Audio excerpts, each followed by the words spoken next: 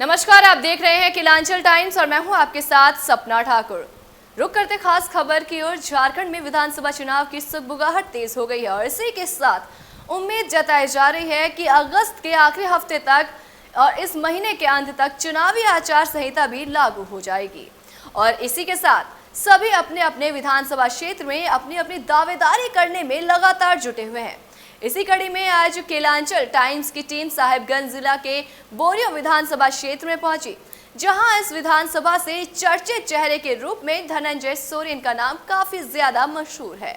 वर्तमान में वो जिला परिषद के सदस्य भी हैं, जहां टीम ने धनंजय सोरेन से मिलकर विधानसभा को लेकर उनकी क्या रणनीति है इसके बारे में चर्चा की और क्या कुछ कहा उन्होंने, देखिए इस रिपोर्ट में। प्रत्याशी के रूप में या चर्चित चेहरे के रूप में धनंजय सोरेन का नाम चल रहा है और हमारी मुलाकात धनंजय सोरेन से हो रही है, तो उनसे जानने की कोशिश करेंगे कि कैसी इस क्षेत्र की में तैयारी है झारखंड मुक्ति मोर्चा का, इनका क्या तैयारी है, अगर इन्हें पार्टी मैदान में उतारती है तो कैसे फतह करेंगे। और धनंजय सोरेन वर्तमान में जिला परिषद सदस्य हैं, तो जिला परिषद रहते हुए इन्होंने क्या क्या कार्य किया है। स्वागत है सर आपका।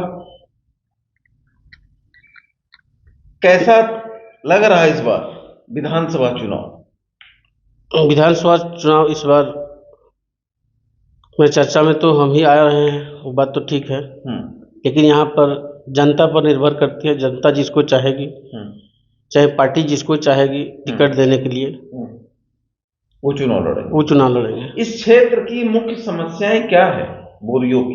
बोरियो की समस्या तो यही है कि शिक्षा नहीं होने के कारण आदमी हर एक जो भी योजनाएं हैं उनसे वंचित हैं। और दूसरा हुआ आपका स्वास्थ्य। ये भी बहुत ऐसा गांव है जहां पर लोगों को खटिया से लेके हॉस्पिटल तक ले जाया जाता है, कोई सुविधा नहीं है। बोरियो विधानसभा बड़ा क्षेत्र है। इस विधानसभा क्षेत्र में पत्थर उद्योग है। आपका विधानसभा अगर हम बात करें गोड्डा जिला के महागामा से आगे तक है, लंबी विधानसभा। कैसे टैकल करेंगे, कैसे लोगों की समस्याओं को जानेंगे इतनी दूर दूर? समस्या को समाधान करने के लिए अपना सोच को मजबूत रखना चाहिए। हर एक पंचायत में अगर एक आदमी को विधायक के रूप में खड़ा होने के लिए रखा जाए, उसको कार्यभार संभालने के लिए सौंपा जाए, तब हर एक समस्या का हल हो सकता है। तभी हल हो सकता है। अगर हम बात करें समस्या का, जितने 81 विधानसभा है, सबसे पिछड़ा हुआ विधानसभा की अगर हम बात करें तो बोरियो दिखता है। सड़क की स्थिति दयनीय है। आपके क्षेत्र में पहाड़ों पर पहाड़िया गांव है, जाने के लिए सड़क नहीं है, पीने के लिए पेयजल नहीं है। सरकार आपकी है, विधायक आपके थे।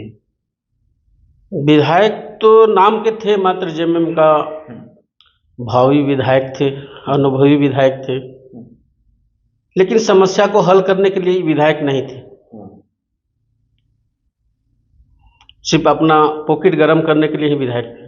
पॉकेट गर्म करने के विधायक। अगर पार्टी आपको मौका देती तो इस क्षेत्र को कैसे सजाएंगी, कैसे संवारेंगी?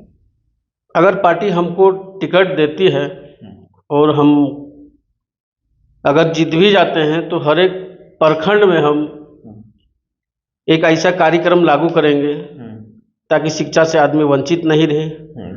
जो पढ़ाई में अगर सक्षम है, उसके पास कोई कमाने वाला कोई नहीं है, तो उस बच्चा को हमने 15 या 20 या 150 जो भी बच्चा होंगे हर एक प्रखंड में, इसको पढ़ाने का काम में लगा देंगे। चलिए, दूसरा ये तो शिक्षा हो। शिक्षा के अलावा क्या? शिक्षा के अलावा वही रोड, जहाँ नहीं है वहाँ रोड बनवा देंगे। जो पहाड़िया गांव के ऊपर सड़क नहीं, उसकी व्यवस्था के लिए तब लड़ाई हाँ, उसके लिए तो हम करेंगे। शिक्षा, सड़क।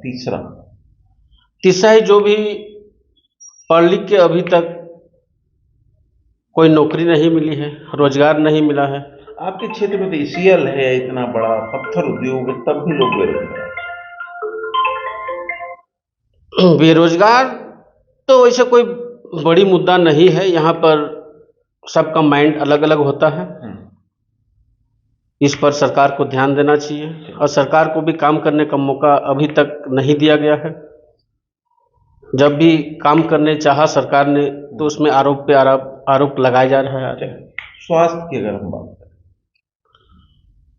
स्वास्थ्य में देखिए यहाँ पर डॉक्टर सब उतना कॉन्फिडेंस नहीं है और चूँकि और हम लोग का जो क्षेत्रवासी है, चाहे गांव घर के चाहे जो भी व्यक्ति हैं, उन लोग को उतना जानकारी नहीं होने की वजह से समस्या खड़ी होती है। मतलब शिक्षा, स्वास्थ्य, सड़क और रोजगार, यही 4 मुद्दे पर चुनाव लड़ेंगे। जी हाँ। सरकार के खिलाफ जो विपक्ष के लोग हैं वो आरोप लगा रहे हैं कि बोरियो विधानसभा के अंतर्गत जितने पत्थर उद्योग सिर्फ लूट है जेएमएम की तरफ से।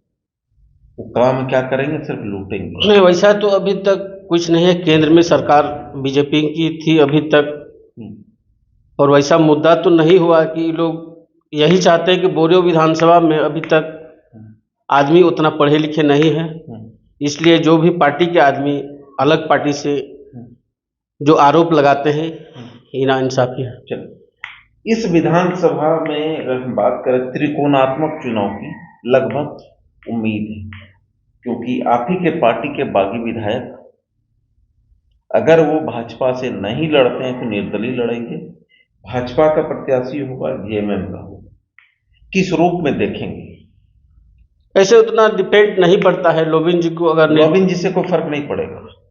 कोई नहीं फर्क, कुछ नहीं पड़ेगा, काहे 25 साल दरमियान राज कर चुके हैं। अभी तक आदमी को समझ में आ चुका है कि आखिर लोबिन दा हम लोग के प्रति क्या कर रहे हैं। मतलब लोबिन हेमरम फैक्टर नहीं होगा? नहीं हो। वो तो कहते हैं हम तो निर्दलीय जीतेंगे, जनता मेरे साथ है। वैसे तो हर एक आदमी बोलता है जनता मेरे साथ। मतलब कोई उम्मीद नहीं? कोई उम्मीद नहीं। अगर पार्टी आपको मौका देता है तो आप विश्वास पर खड़ा हो। जी हाँ। धनंजय जी का कहना है कि अगर पार्टी हमें बोरियो से मौका देती है तो इस क्षेत्र में शिक्षा, स्वास्थ्य, सड़क और रोजगार को लेकर काम करेंगे और इनकी लड़ाई लड़ेंगे इस क्षेत्र की जनता के हित का, और पार्टी का जो भी निर्णय होगा हम उन पर खरा उतरेंगे। और जहाँ तक बात रहा त्रिकोणात्मक का, तो हमारे पार्टी के पूर्व विधायक का कोई जनाधार नहीं है इस क्षेत्र में। उन्होंने सिर्फ और सिर्फ 25 वर्षों तक इस क्षेत्र को लोगों को मूर्ख बनाया है। विकास के नाम पर जीरो है। अगर विकास करते तो हर गांव में सड़क होती, हर गांव में बिजली होती, लेकिन वो देखने को नहीं मिली। इसलिए जनता इस बार ठान चुकी है कि झारखंड मुक्ति मोर्चा किसी नए व्यक्ति को, चाहे वो कोई भी हो, अगर मौका देती है तो इस बार झारखंड मुक्ति मोर्चा फिर से इस सीट को फतेह करके हेमंत सोरेन की झोली में डालने का कोशिश करेंगे और पुनः एक बार हेमंत सोरेन सरकार 2 का गठन हो। ऐसे तमाम बड़ी खबरों के लिए देखते रहें केलांचल टाइम्स।